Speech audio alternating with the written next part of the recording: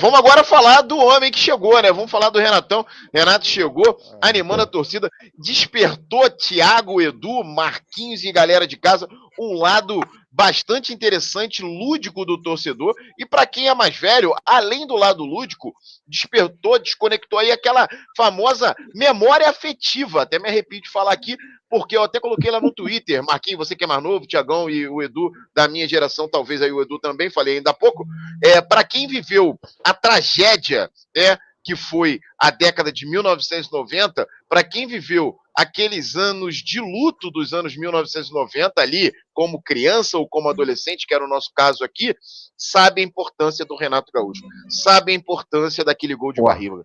Demais, na verdade, não é só o gol de barriga, foi como ele transformou o Fluminense. O Edu falou uma coisa muito interessante, a mudança de postura dos jogadores, claro que ainda não tinha o Renato, tá? No jogo do meio de semana. Mas a mudança de postura depois que sai o Mano e agora quando chega o Renato Gaúcho. Todos os comentaristas unânimes em dizer que ele traz uma leveza. E lá na década de 90 não foi só a leveza que ele trouxe ajuda aos jogadores, salários atrasados, ele ajudando não só jogadores, mas funcionários, além de dentro de campo fazer toda a diferença. Então o Renato Gaúcho naquele momento, ele salvou, me arrisco a dizer, Thiagão, Edu, Marquinhos, galera de casa, me arrisco a dizer que ele salvou uma geração de torcedores do Fluminense. Ele salvou a nossa geração. A nossa geração se manteve presa aqui, ó, a essas três cores, muito em função daquele resultado específico em 1900. Ah, Vitor, mas era só um estadual. Galera, para quem não viveu aquela época, o campeonato estadual era, sim, ainda muito mais importante do que é hoje. Hoje continua, é um título ainda, mas naquela época tinha uma relevância muito maior. Então, desculpa até eu ter me alongado aí, porque me emociona um pouco de falar, porque realmente faz parte da minha trajetória. Agora, Thiagão, começa com você. A gente precisa separar o homem do personagem, né? Isso. Eu sei que é difícil, mas a gente precisa saber separar o homem do personagem. Eu quero saber de você, do personagem e do profissional. O que você espera? Não, então, eu acho que mais do que o homem do personagem é o jogador do treinador. Aquele Renato Gaúcho era o Renato Gaúcho jogador. E salvou a nossa geração, cara. Assim, pra galera que não viveu, o Fluminense ficou 9 anos sem ganhar título, tá? Entre 85 e 95, né? Foram 9 anos sem título. O Fluminense ganhou o título do gol de barriga. E para quem acha que aquele título era só um estadual, era o ano do centenário do Flamengo. O Flamengo contratou o Romário, que tinha sido craque da Copa do Mundo 6 meses antes. Foi eleito o melhor jogador do mundo no fim do ano. E em janeiro ele desembarcou no Flamengo. Tá? Simplesmente isso. O melhor jogador do mundo, campeão da Copa do Mundo 6 meses antes pela seleção brasileira. E o Fluminense foi lá e contratou o Renato, cara, que estava em baixa na carreira. E após esse título, né, para quem também não viveu, o Fluminense viveu 3 rebaixamentos seguidos até ir parar na Série C. Então, cara, para uma geração, eu, por exemplo, nasci em 1980, então eu não tinha idade suficiente para ter vivido o time da década de 80, de Washington Assis, Romerito, né, Branco, o time do tricampeonato, campeão brasileiro. Eu fui campeão brasileiro, tinha 5 anos, eu não vivi isso. Então, a minha vivência de torcedor de infância e adolescência, cara, só teve gol de barriga. Foi gol de barriga, o resto foi tudo desespero. Então, aquilo ali, talvez eu não seria tão fascinado, fissurado, viciado em Fluminense, como eu sou hoje, sem o gol de barriga. Talvez isso tivesse sido bom na minha vida, né? Mas, enfim, aconteceu dessa forma e é uma página importantíssima da história do Fluminense.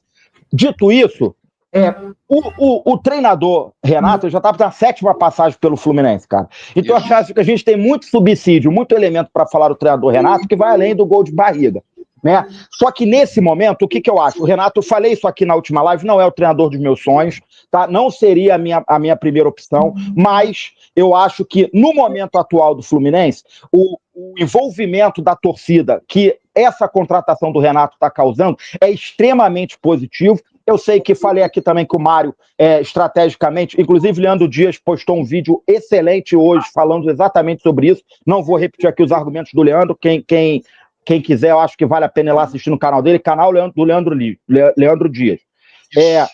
Estrategicamente para o Mário, como eu disse, ele tem 2 Assembleias Gerais para ganhar esse ano. Então, para ele era muito importante agradar o torcedor, criar essa mobilização. Só que mais do que os interesses políticos do Mário, esportivamente para o Fluminense, essa mobilização é excepcional. Nada melhor do que isso podia acontecer nesse momento. E eu tenho certeza absoluta, como com o Marcão já houve essa melhora no estado anímico, né? A motivação do grupo, como esse brilho no olhar né, que a gente já comentou aqui, foi evidente. Eu tenho certeza absoluta que a contratação do Renato vai trazer bons frutos no curto prazo. Isso é, com certeza. Parece muito 2021, quando ele foi para o Flamengo, que os jogadores não suportavam mais o Rogério Ceni. Ele chegou lá, abraçou todo mundo, uniu o grupo, e o Flamengo saiu goleando todo mundo, fez o mata-mata da Libertadores, assim, porra, arrasando o quarteirão nas oitavas, nas quartas. E só que com o tempo foi faltando um pouco mais de conteúdo tático, um pouco mais de conteúdo para armar o time.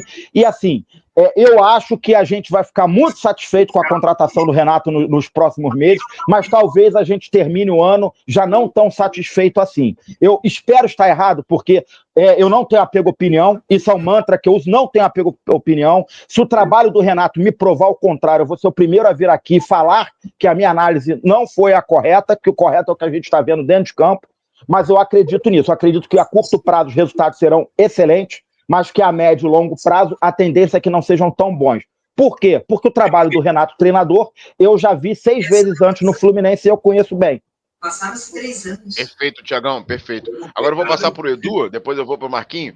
Edu, você, cara, que, pô, tá trajado também com esse manto que a gente tá aqui agora, isso aí, devidamente trajado de gala. A minha é 7, hein? Não sei se a sua é 7. A minha eu acho que é a 10, cara. Eu tinha, a minha é do meu irmão, aí eu não sei quem, eu tenho que olhar, depois eu olho, mas eu acho que a minha é 10.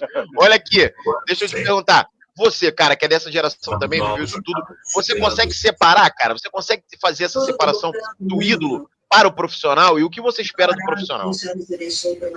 Cara, eu acho que dá para separar o jogador do técnico, que é aqui das 6 vezes, né, que o Thiago até mencionou aí, mas também dá para separar o técnico dessas 6 vezes desse novo técnico. Eu não sei se o Thiago e o Marcos também concordam comigo. Porque, assim, foi um técnico campeão depois disso, né? Ganhou Libertadores. Libertadores? Ou foi Libertadores? Sim. Só foi Libertadores, né? Então, Copa do Brasil. Então, tipo pelo assim, Grêmio. É um técnico diferente, talvez, do que veio. A gente vê semelhanças, assim. É claro que ele chegou agora do técnico de antigamente, né? Aquela brincadeira com o Cícero, né? Aquela coisa de sempre. Mas também vê alguma coisa. Eu vi alguma coisa diferente ali na entrevista dele. Assim, a fala dele diz que vai ser a mesma coisa, né? Eu gosto do time para frente, que joga para frente, mas depois do meio campo, depois de trás a gente vai, como é que ele usa a palavra? Vamos quebrar. Então, tipo, aparentemente o Thiago está correto na afirmação dele, mas eu vejo diferenças ali no técnico também que chega para o Fluminense hoje.